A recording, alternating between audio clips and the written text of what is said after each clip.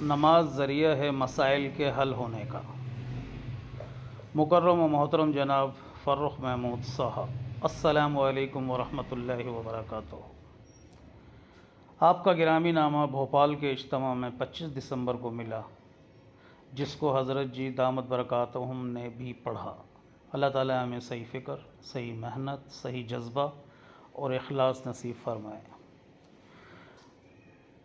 آج دنیا میں دنیا کا ذکر اور محنت اور جد و جہد اور دنیا میں عیش و آرام کا جذبہ آخرت سے غافل کر رہا ہے اور ایمان و یقین کو گھٹا رہا ہے۔ عبادات میں خشوع، توجہ الی اللہ اور اخلاص کم کر رہا ہے۔ معاشرت اور معاملات اسلامی کو بالکل برباد کر رہے ہیں۔ اس لیے جب تک دعوت کے ذریعے اور جان و مال کی قربانی کے ذریعے اپنے ایمانوں کو ترقی نہیں دی جائے گی، اس وقت تک دین کا چمکنا اور اپنی نسلوں میں آنا دشوار معلوم ہوتا ہے۔ جس چیز پر انسان کی چاروں طاقتیں لگ جائیں گی، دل و دماغ اور جان و مال، وہی چیز دنیا میں چمک جائے گی۔ یہ سنت خداوندی معلوم ہوتی ہے۔ لہٰذا مولانا محمد الیاس رحمۃ اللہ علیہ فرمایا کرتے تھے کہ اللہ تعالیٰ کی راہ میں شہادت کا شوق لے کر نکلے کہ دنیا تمہیں اپنی طرف نہ کھینچ سکے، اور دین کے تقاضوں کو اپنے اندر اتنا غلبہ دو کہ دنیا کے تقاضے دب جائیں۔ اس سے دین کی اہمیت اور عظمت دنیا کی عظمت اور اہمیت پر غالب آ جائے گی۔ پھر اللہ تعالیٰ اپنی رحمت کی ہوائیں چلائیں گے اور نصرت و مدد فرمائیں گے اور برکات کو زمین و آسمان سے ظاہر فرمائیں گے۔ تب حق باطل والوں کے سامنے آ جائے گا اور باطل والے حق کی طرف پلٹا کھائیں گے۔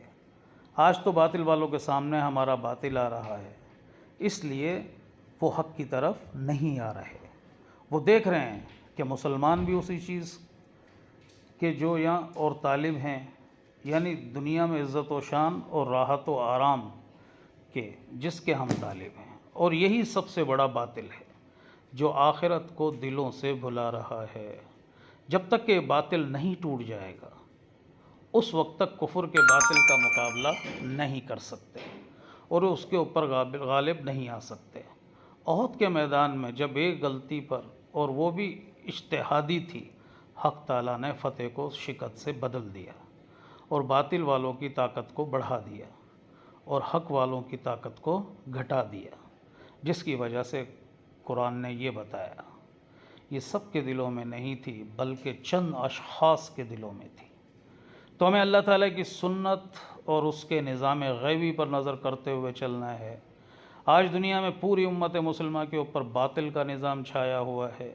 یہ نظام دعوت کی محنت سے ہی بدلتا ہے۔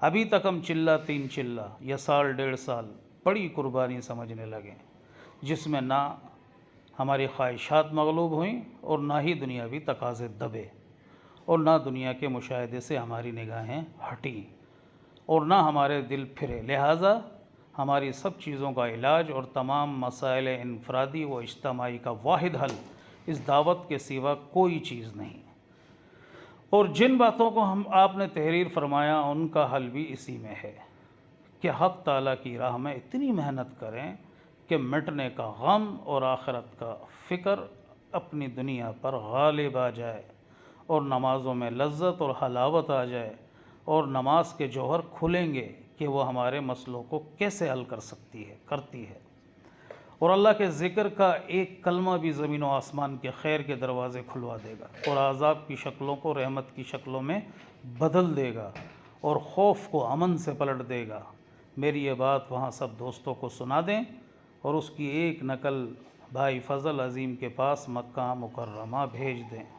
سب دوستوں کو سلام، فقط و سلام، مولانا سعید احمد خان صاحب رحمۃ اللہ علیہ۔